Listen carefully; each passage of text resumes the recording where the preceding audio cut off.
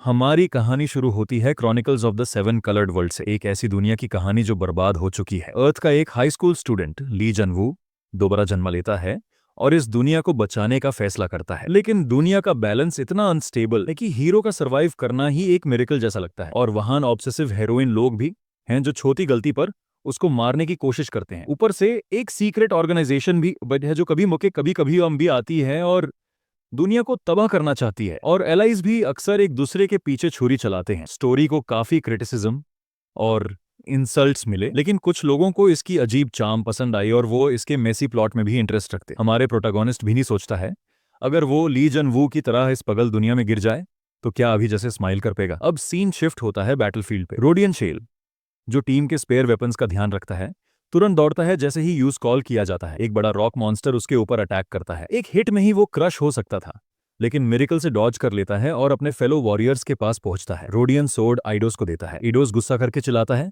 फिर कॉलिन के पास शील्ड ले जाता है। कॉलिन टूरेंट कहता है पीछे खड़े हो जा। रोडियन इंप्रेस नहीं होता क्योंकि उसने अपनी जान का रिस्क लिया है। तभी एक और रॉक जायंट अटैक करता है। आइडोस ब्लॉक करता है और कॉलिन आगे आकर अटैक इंटरसेप्ट करता है। आइडोस मॉन्स्टर का हाथ काट देता है। आइडोस सोर्ड की एनर्जी रिलीज करता है और मॉन्स्टर को दो टुकड़े कर देता है। रोडियन शॉक होता है, मॉन्स्टर के टुकड़े गिरते हैं और वो क्विकली साइड लीप करता है। रोडियन खुश नहीं है, हर डेंजरस एनकाउंटर बेयरली सर्वाइव किया है। उसे याद आता है कि 3 साल हो गए इस बॉडी में। पहली बार जब वो 14 साल का ऑर्फन था, सब फेसेस अनफेमिलियर थे। डार्क मोमेंट्स में उसको बस रोडियन के याद इन हेल्प करते थे जो उस बॉडी के असली ओनर थे। पहले महीने में हर पॉसिबल वे ट्राई किया कोरिया वापस जाने का, लेकिन रियलाइज हुआ कि ये सिर्फ एक अनरीचेबल ड्रीम है। बैटल के बीच रोडियन यादों से स्नैप आउट होता है।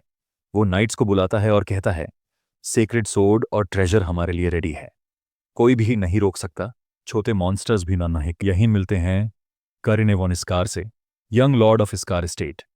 बैटल में चीयरलीडर जैसे दिखता है, लेकिन सोल्जर्स उसके वर्ड से मोटिवेट हो जाते हैं। रोडियन वॉर्न करता है ज्यादा आवाज मत करो, मॉन्स्टर्स अट्रैक्ट होंगे। करिने कॉन्फिडेंटली कहता है कोई भी मेरे जैसे नोबल को टच नहीं करेगा। रोडियन सोचता है काश मैं भी किसी यूजलेस नोबल के बॉडी में होता। वो जमीन पे बैठ जाता है और अपनी अनलकी सिचुएशन पे रोएगा। Chronicles of the seven coloured world में जो क्योटिक नेचर है बे, वो 3 बार डिस्ट्रॉय होने वाली दुनिया है।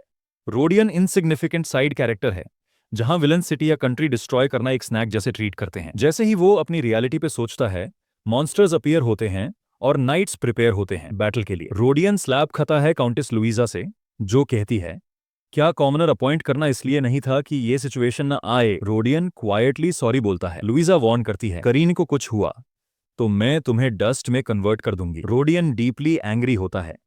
मोस्ट डिजास्टर्स करीन के ही वजह से होते, लेकिन वो रेस्पॉन्सिबिलिटी नहीं लेता। रोडियन सोचता है क्विट करूं या करीने को एलिमिनेट करके केओस खत्म करूं। Karian eldest son of count Scar known है अपनी वर्थलेसनेस के लिए। रोडियन अपने रूम में वापस जाता है एग्जॉस्टेड बाय करीन के मैस। हर मिशन जो रोडियन वॉर्न करता, एंड में करीन का काम और रेस्पॉन्सिबिलिटी होती। एक दिन रोडियन इन्फॉर्म करता है कि काउंट फ्यूरियस है अंडरवर्ल्ड कॉन्टैक्ट के वजह से। करीन पैनिक में है, रियलाइज करता है कि काउंट समझ गया सिचुएशन। रोडियन एक्सप्लोड होता है एंगर में। ये 5th टाइम है एक महीने में कि करीने ने डिजास्टर क्रिएट किया और ब्लेम रोडियन को मिला। रोडियन कहता है मैंने वार्निंग दी थी अंडरवर्ल्ड से एसोसिएट ना होने की, ये सिर्फ हार्म लाएगा। ये मेजर क्राइम उसके एब्सेंस में हुआ। रोडियन समझ नहीं पता क्यों उसे इस तरह ट्रीट किया जा रहा। करीने इंसिस्ट करता कि उसका नाम मुड में ना। क्रेन लोकल रूलर का बेटा।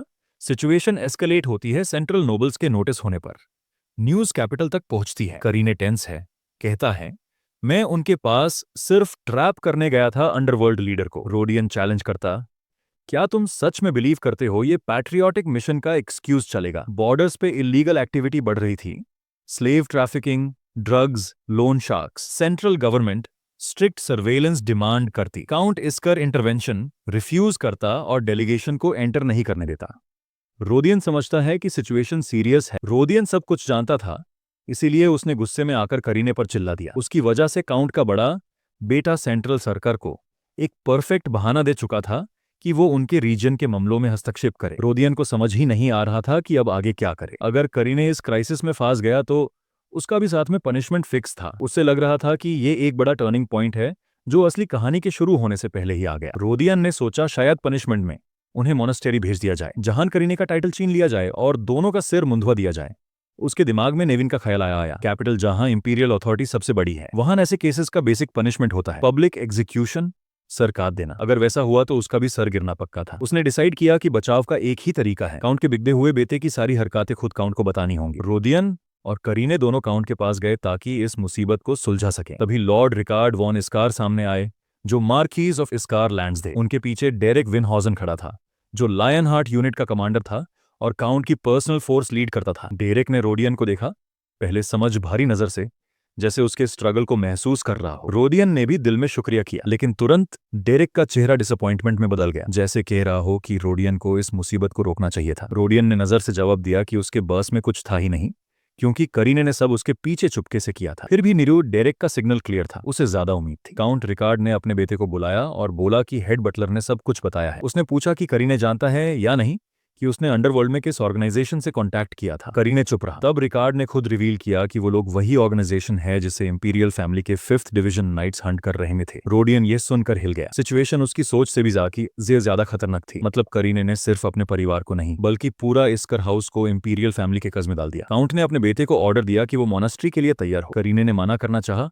लेकिन रिकर्ड ने समझाया कि ये परमानेंट पनिशमेंट नहीं है, सिर्फ रिफ्लेक्शन का पीरियड होगा जो कम से कम 5 साल चलेगा। रोदियन ने अंदाजा लगाया था कि यही पनिशमेंट मिलेगा और यही करीने डिजर्व करता था। वैसे भी उसके हिसाब से असली स्टोरी 5 साल बाद स्टार्ट होती, जब कॉन्टिनेंट खून से भारे जंग में डूबेगा। करीने ने प्लीड किया कि यूज एक चांस दिया जाए अपनी गलती सुधारने का। उसने प्रॉमिस किया कि वो एक ऐसी बड़ी अचीवमेंट करेगा जो इस्कार फैमिली का नाम फिर से रोशन कर दे। काउंट ने बोला कि इंपीरियल फैमिली के इन्वॉल्वमेंट को सिर्फ एक्स्ट्रॉर्डिनरी काम ही रोक सकता है। तब करीने ने बोला कि वो सेक्रेड सोर्ड डे लाइट लाएगा। रिकार्ड ये सुनकर शॉक हो गया। रोदियन ने सोचा करीने पागल हो गया है, क्योंकि जहां वो तलवार है वो डंजन इतना मुश्किल है जैसे मौत को खुद बुला रहा हो। करीने ने बोला कि अंडरवर्ल्ड एजेंट्स का आना भी उस डंजन के लोकेशन के लीक होने की वजह से था। उसने कहानी घड़ी कि अगर वो डेलाइट लाता है तो डूची ऑफ डेलियन उनकी मदद करेगा। रोडियन जानता था कि ये सब बकवास है, अंडरवर्ल्ड एजेंट्स सिर्फ एक डंजन के लिए नहीं आते। उसने याद दिलाया कि डंजन रेड्स कभी सिंपल नहीं होती, जैसे बेली ऑफ अपोस इंसिडेंट, जहां एक इविल गॉड सील था और उसके कल्ट फॉलोअर्स उसे जगाने की कोशिश कर रहे थे। 1 लाख का सेना गई थी और सब अपोस के पेट में मर गए। उसके बाद रूल बना कि हर डंजन रेड से पहले स्काउटिंग यूनिट भेजना कंपलसरी है। इस वजह से काउंट का करीने के प्रपोजल को एक्सेप्ट करना इम्पॉसिबल लग रहा था, लेकिन करीने ने फिर इंसिस्ट किया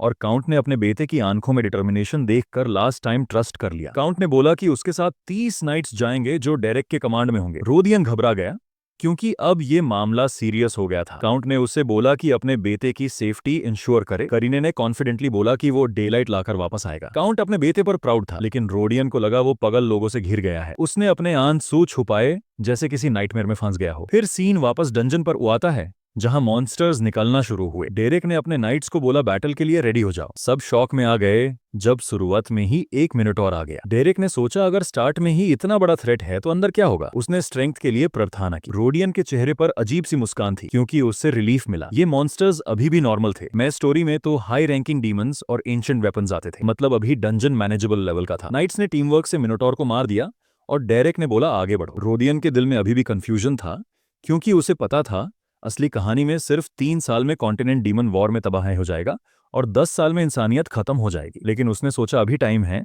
तब तक वो पैसा जमा करके माउंटेन्स में छुप जाएगा। करीने ने डंजन के अंदर जोर से बोला कि अभी तक सब स्मूथ चल रहा है और इस स्पीड से वो डेलाइट के साथ साथ ढेर सारे ट्रेजर्स भी ले आएंगे। डेरेक ने उस वॉर्न किया कि ऐसे चिल्लाना खतरनाक है, लेकिन करीने ने इग्नोर कर दिया। बोला कि यूज डंजन में किसी चीज से डरा नहीं लगता। उसके बोलते ही बाकी जमीन कांपने लगी, ऊपर से बड़े बड़े पत्थर गिरने लगे। डेरेक चिल्लाया कि ये एक ट्रैप है। सामने और पीछे दोनों तरफ से मॉन्स्टर्स आ गए। स्टोन गोलेम्स ने उनका रास्ता बैंड कर दिया। डेरेक ने तुरंत ऑर्डर दिया कि फोर्स के साथ सीज तोड़ दो। पहली यूनिट को गोलेम्स से टकराना था और बाकी को यंग लॉर्ड की प्रोटेक्शन करनी थी। रोडियन ने करीने को खींचकर एक एस्केप पाथ की तरफ ले जाना, लेकिन करीने शॉक में फ्रीज हो गया। पीछे नाइट्स की चीखों की आवाज उसके दिमाग में घूम रही थी और रोडियन बिल्कुल हैरान रह गया जब उसने देखा कि गोलेम्स भी उनके पीछे भागना शुरू कर देते हैं। डेरेक ने तुरंत एक्शन लिया और करीने का पीछा कर रहे मॉन्स्टर्स को रोकने की कोशिश की। एक और नाइट उसके साथ था, दोनों मिलकर रोके हुए थे, लेकिन एक गोलेम चुपके से उनकी नजर से बचकर सीधा करीने तक पहुंच गया। गोलेम उस पर झपटा और हमेशा की तरह करीने बिल्कुल जम गया, रिएक्ट भी नहीं कर पाया। डर के मारे उसने जोर से रोडियन को बुलाया। रोडियन तुरंत आया। उसने करीने को खींचकर साइड में धकेल दिया और गोलेम के रास्ते से बचा लिया। करीने उस हीरोइक एक्ट से अंदर तक हिल गया।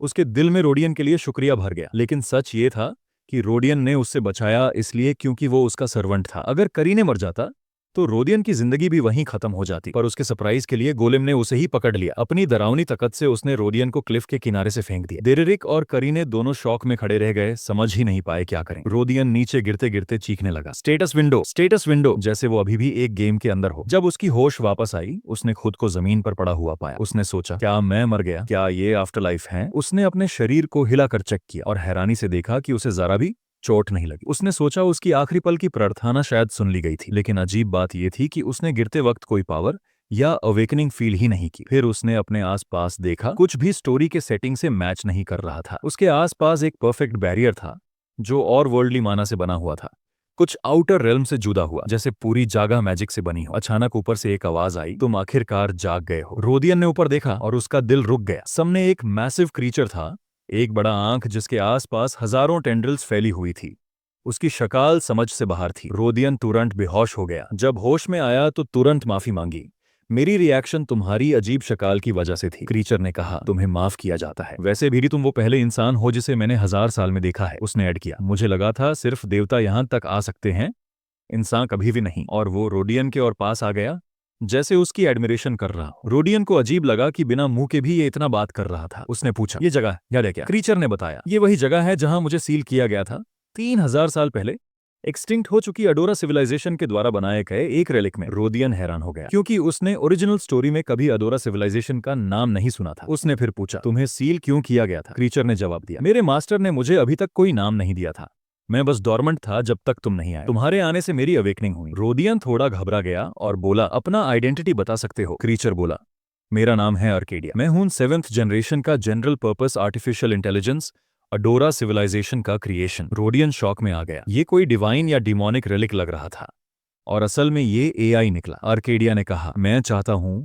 तुम मेरे मास्टर बनो। रोदियन डर गया, सोचा अगर मना किया तो और मुसीबत आ जाएगी। उसने कुछ पूछना ही था कि आर्केडिया के एक टेंड्रिल ने उसके दिमाग में घुसकर एक स्टेटस विंडो खोल दिया। रोदियन ने देखा, उसके सारे पिटीफुल स्टैट्स सामने दिख रहे थे। आर्केडिया ने बताया, फिलहाल इतना ही सपोर्ट दे पाऊंगा। ये सिस्टम गेम की तरह मिशंस नहीं देगा, बस तुम्हें एनिमी के स्टैट्स नंबर के फॉर्म में दिखा देगा, पर सिर्फ तभी जब डिफरेंस बहुत ज्यादा ना हो। अगर गैप ह्यूज हुआ तो सिस्टम स्टैट्स हाइड कर देगा। रोदियन ने इसे नेगेटिव नहीं माना, बल्कि उसने सोचा, अच्छा है, अगर एनिमी के स्टैट्स नहीं दिख रहे मतलब वो मेरे बस के बाहर है, उससे अवॉइड करना होगा। ये रिस्ट्रिक्शन मुझे जिंदा रखेगी। आर्केडिया ने समझाया, इस जगह तक तभी पहुंचा जा सकता है जब तुम क्वालिफाइड हो, वरना कोई भी मेथड फेल हो जाएगा, सिर्फ देवता को छोड़कर। रोदियन ने पूछा, वो क्वालिफिकेशन क्या है? आर्केडिया बोली, बस एक रिक्वायरमेंट है, तुम आउटसाइडर हो। रोडियन ने पूछा, आउटसाइडर मतलब? आर्केडिया ने कहा, मुझे भी पूरी क्लैरिटी नहीं, मुझे लगा तुम डिवाइन बीइंग हो, पर तुम्हारी प्रेजेंस ने मेरी सोच तोड़ दी। उसने ऐड किया, मेरा सील्ड कोर तुम्हारी प्रेजेंस पर रिएक्ट करता है, इसका मतलब तुम उस अथॉरिटी के मालिक हो जो मेरे स्कैटर्ड पेरिफेरल यूनिट्स को कलेक्ट कर सके। रोडियन ने पूछा, वो यूनिट्स क्या है? आर्केडिया ने लिस्ट शुरू की, 1st generation Eldorado prototype, 2nd Leon research के लिए, 3rd यूटोपिया हीलिंग के लिए, 4th दिलमन ट्रांसपोर्ट के लिए, 5th शंभाला कॉम्बैट के लिए, 6th ईडन रेस्टोरेशन के लिए। और उसने कहा, हर यूनिट रिकवर करने पर मैं उनके कैपेबिलिटीज एक्टिवेट कर पाऊंगी। अगर सारे यूनिट्स रिकवर हो जाते तो एडी का सील्ड कोर पूरी तरह अवेकन हो जाता। रोदियन ने सोचा, अगर आर्केडिया जो कह रही है वो सच है तो शायद मुझे अपने लिए एक नई एंडिंग बनाने का चांस मिल सकता है। उसने डिसाइड किया कि वो उसका मास्टर बनेगा। आर्केडिया ने कहा, वाइज डिसीजन है, वैसे भी छुई दुनिया अब क्योस की तरफ जा रही है और तैयार रहना ही बेहतर है। उसने रोदियन से कहा कि अब आगे से उसका ध्यान रखे। रोदियन ने भी मिहा में हाँ मिलाई और उससे एक नाम दिया, एडी। एडी को यह नया नाम पसंद आया। उसने समझाया कि उसका मैं बॉडी अभी इसीलिए भी निकालता है, इसलिए वो ज्यादा सपोर्ट नहीं दे पाएगी। उसने सजेस्ट किया कि उनका पहला गोल कम्बैट एआई यूनिट शंभाला को ढूंढना होना चाहिए। कुरे रोदियन को लगा जैसे उसके साथ थोड़ा धोखा हुआ है, पर अब पीछे हटना पॉसिबल नहीं था। एडी ने उसे पूछा, तुम्हारा अगला मूव क्या है? रोदियन बोला, सबसे पहले मुझे अपनी टीम के पास वापस जाना है, फिर हम बाकी यूनिट्स के बारे में सोचेंगे। एडी उसके सोच से खुश हुई। अच्छी बात यह थी कि एडी डंजन की जियोग्राफी को डिटेल में जानती थी, सारे पाथ्स, ट्रैप्स, एग्जिट्स और शॉर्टकट्स। इस वजह से उनका सफर स्मूथ हो गया। इसी दौरान रोडियन को एक बात समझ आई, असल में यूज तो गिरकार तुरंत मर जाना चाहिए था, लेकिन लास्ट मोमेंट पे एडी ने उसकी प्रेजेंस फील की और अवेकन होके उस बचा लिया। इसी वजह से वो जिंदा था। ये सोचकर रोदियन के रोंगे खड़े हो गए। उसने सोचा, क्या ये भी ऑथर का लिखा हुआ एक क्रूल ट्विस्ट था? चलते चलते उसने आगे एक लाश देखी। उसने सोचा, ये कौन हो सकता है? कोई और इतनी डेप्थ तक कैसे पहुंचा? उसने अस्यूम किया कि शायद वो एक फेमस एडवेंचरर था शयाद कॉन्टिनेंट का सबसे स्ट्रांग भी। एडी ने बताया, ये इंसान 10 साल पहले डंजन में आया था, मॉन्स्टर्स को अवॉइड करके यहां तक पहुंच गया, लेकिन उसके पास रिक्वायर्ड क्वालिफिकेशन नहीं थी। उसने बार बार डोर खोलने की कोशिश की, फेल हुआ और यही मर गया। रोडियन को उसके लिए अफसोस हुआ। इतना सब झेलने के बाद भी बिना की के उसका सफर बेकार हो गया। जब एडी ने देखा कि रोडियन उस कॉर्प्स को चेक कर रहा है, उसने पूछा, तुम क्या कर रहे हो? रोडियन बोला, जो बचा है वो कलेक्ट कर रहा हूँ। पिटी से पेट नहीं भरता, नहीं यूज पैसों में बदला जा सकता है। एडवेंचरर्स के लिए डेड बॉडी से स्कैवेंज करना कॉमन प्रैक्टिस है। एडी बोली, प्रैक्टिस? मुझे तो ये ग्रेव रॉबिंग लग रहा है। रोडियन ने एक पॉकेट वॉच निकाली और कहा, ये तो काफी महंगा होगा, शायद 10 गोल्ड कॉइन्स मिल जाए। पॉकेट वॉच पर लिखा था आबेल रिचस्टाइन। रोडियन ने ये नाम पहले सुना था और जैसे ही उसने याद किया, उसके होश उड़ गए। ये नाम उसने chronicles of the 7 coloured world में पढ़ा था। वो तो मैं प्रोटैगोनिस्ट का नाम था। रोडियन ने अपने आप को शांत किया। नहीं, टाइमलाइन के हिसाब से ये नहीं हो सकता। एबेल तो अभी एक नॉर्मल बच्चा होगा। उसने याद किया, एबेल का असली नाम था ली जून, एक 19 साल का स्टूडेंट जो यूनिवर्सिटी एग्जाम फेल करने के बाद ऑब्सेशन में एक इसेकाई ट्रक ढूंढ रहा था, और फिर ट्रक ने उसे हिट किया और वो एक नए वर्ल्ड में छत चला गया। वहां उसका जन्म एक बैरन के बेटे के रूप में हुआ।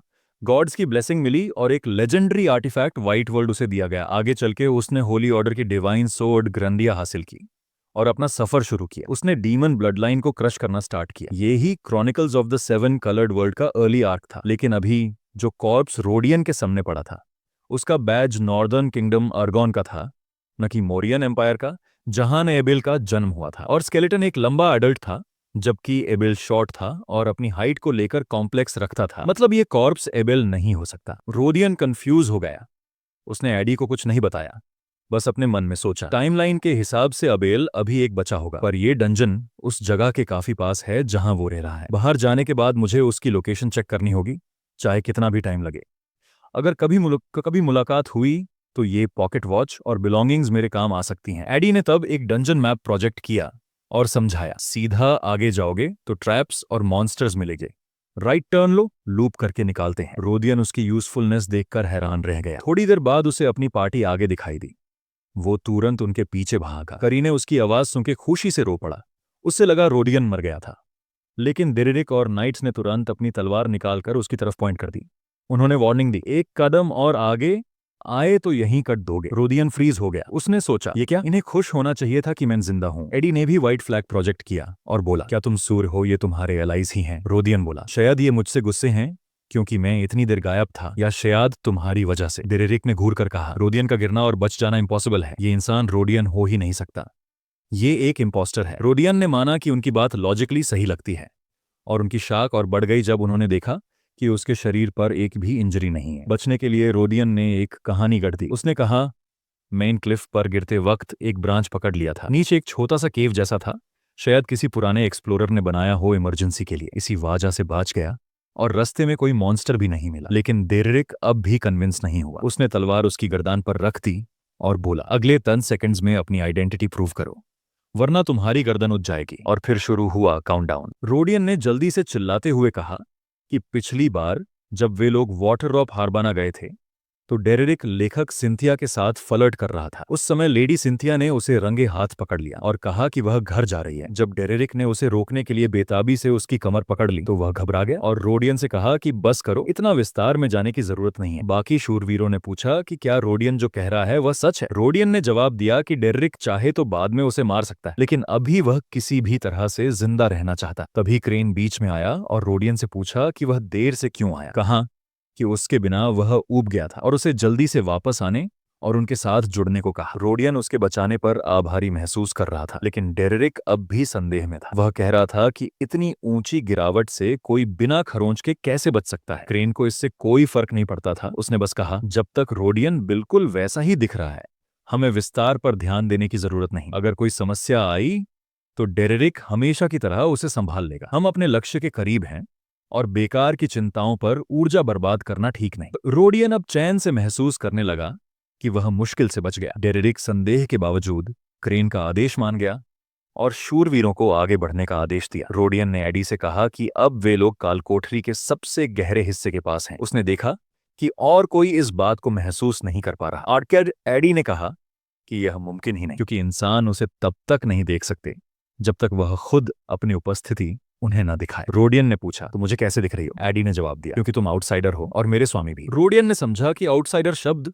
शायद अभी अभी इस दुनिया में आया है और सिर्फ दूसरी दुनिया से आने वालों तक सीमित नहीं है। उसने सोचा, क्या इसका मतलब है कि मेरे जैसे और लोग भी सेवन कलर्ड क्रॉनिकल्स की दुनिया में गिर सकते हैं? तभी डेरिक और शूरवीर एक बड़े कक्ष में पहुंचे, जहां उन्होंने एक आदमी को बीच में बैठे देखा जो अंधेरी और भयावह आभा छोड़ रहा था। ध्यान से देखने पर समझ आया कि वह डेथ नाइट है। प्रेन ने उसके हाथ में तलवार पहचानी और पुष्टि की, यह पवित्र तलवार डे लाइट है। ड्यूक की जानकारी सही निकली और फिर उन्होंने उस शूरवीर की पहचान की, सर समीर द्रान, वही आदमी जिसने ड्यूक के परिवार से गद्दारी की थी और 50 साल पहले भाग गया था। समीर ने कहा, मुझे निराशा हुई, मैं तो उम्मीद कर रहा था खुद ड्यूक के शूरवीरों की। डेरिक ने अपने आदमियों को आदेश दिया कि डेथ नाइट को घेर लो और उससे पूछा, तूने गद्दारी क्यों की, पवित्र तलवार क्यों चुराई, नाइटहुड क्यों छोड़ी और अब इस हालत में कैसे आ गया? समीर ने ठंडे शब्दों में जवाब दिया, तुम जैसे अंधे लोगों के सवालों का जवाब देना बेकार है जो अपने ही सड़े हुए आदर्शों को नहीं देख सकते। डेरिक ने देखा कि कंकाल सैनिक चारों तरफ से उठने लगे। उसने अपने शूरवीरों से कहा, घबराना मत, दूसरी और तीसरी टुकड़ी कंकालों से लड़ाई करेगी और पहली टुकड़ी मेरे साथ आएगी और इस गद्दार को खत्म